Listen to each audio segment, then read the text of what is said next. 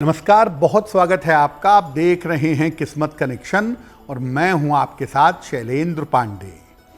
आज हम बात करेंगे कर्जों के बारे में। आखिर कब ऐसा होता है जब व्यक्ति को कर्जा लेना पड़ता है, कब ऐसा होता है जब कर्ज आसानी से चुक जाता है और कब ऐसा होता है कि तमाम प्रयास करने के बावजूद कर्ज नहीं चुक पाता है। कर्ज का आपके जीवन से क्या संबंध है, आज इस विषय में बात करेंगे। सबसे पहले ये जानते हैं कि आखिर कौन से योग होते हैं, कौन से कॉम्बिनेशन होते हैं जब व्यक्ति कर्जे में फंस जाता है और कौन से ग्रह इसके लिए जिम्मेदार होते हैं। देखिए, कुंडली के 6वें भाव से, 11वें भाव से और 12वें भाव से कर्जों की स्थिति देखी जाती है। इन भावों के स्वामी के कमजोर होने पर या इन भावों में शुभ ग्रहों के होने पर जीवन में कर्जों की स्थिति बन जाती है। अगर हाथ का रंग कालापन लिए हुए हो या हाथ की अंगुलियां टेढ़ी मेढ़ी हों तो कर्ज में ही जिंदगी बीत जाती है। अगर किसी व्यक्ति के हाथ में बीचों बीच में तिल हो तो व्यक्ति धीरे धीरे आगे बढ़ता है और कर्ज लेकर के ही जिंदगी में आगे बढ़ पाता है।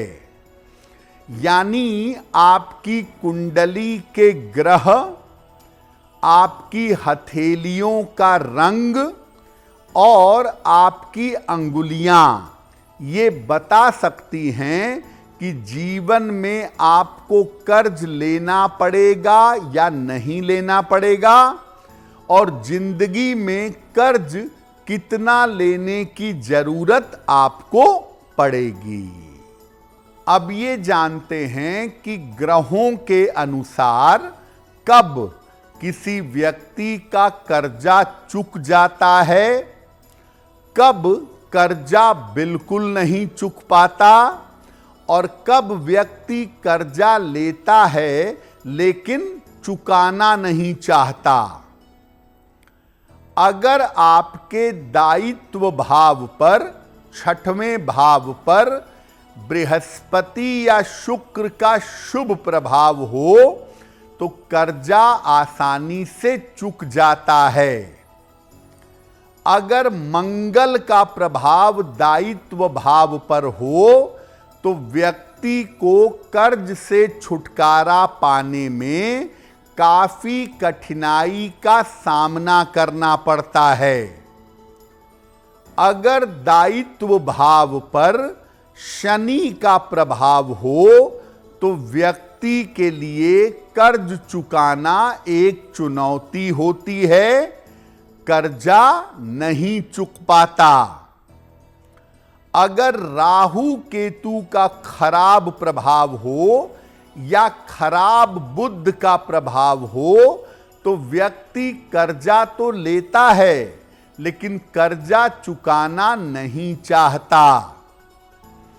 शनि और मंगल का प्रभाव होने पर व्यक्ति को कर्ज के कारण अपमानित होना पड़ता है और कभी कभी शनि मंगल के प्रभाव की वजह से व्यक्ति कर्जा नहीं चुका पाता और मजबूरी में आत्महत्या कर लेता है।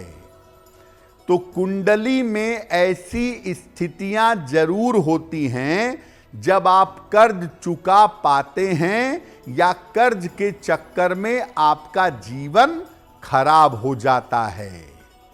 अब देखिए, आज के समय में या वर्तमान समय में कर्ज लेना जिंदगी के लिए आवश्यक हो रहा है।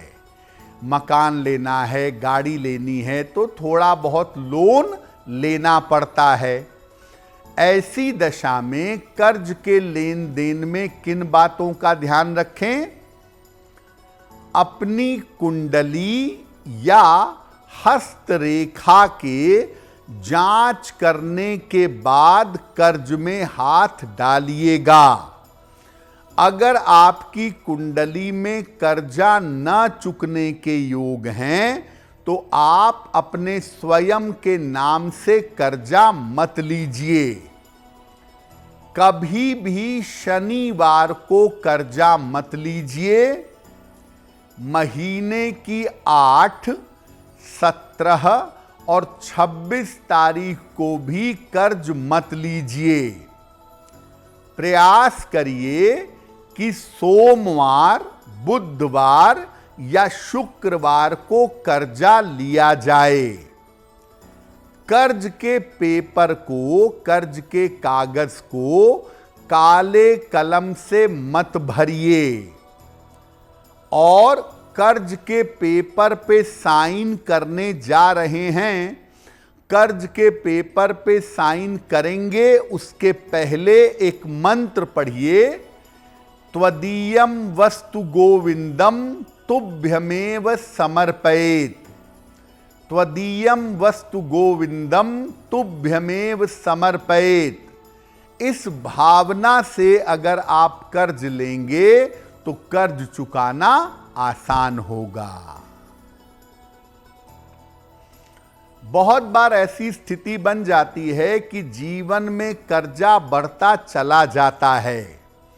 तो अगर कर्ज जीवन में जरूरत से ज्यादा है और लाख उपाय करने पर भी कर्ज चुक नहीं पा रहा है तो क्या करेंगे? मंगलवार को रात में, मध्यरात्रि में हनुमान जी के चित्र या उनकी मूर्ति के सामने बैठिए।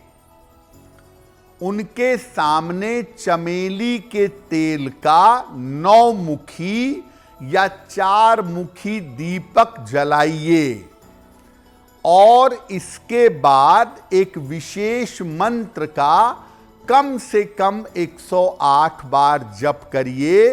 मंत्र होगा हंग हनुमते रुद्रात्मकाय हूम फट। हंग हनुमते रुद्रात्मकाय हूम फट।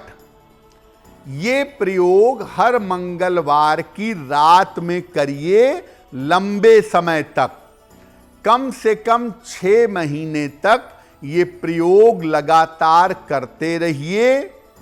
ये प्रयोग करने से एक तो कर्ज से आपको छुटकारा मिलेगा और आपकी जो इनकम है, आपकी जो अर्निंग है वो बढ़ जाएगी।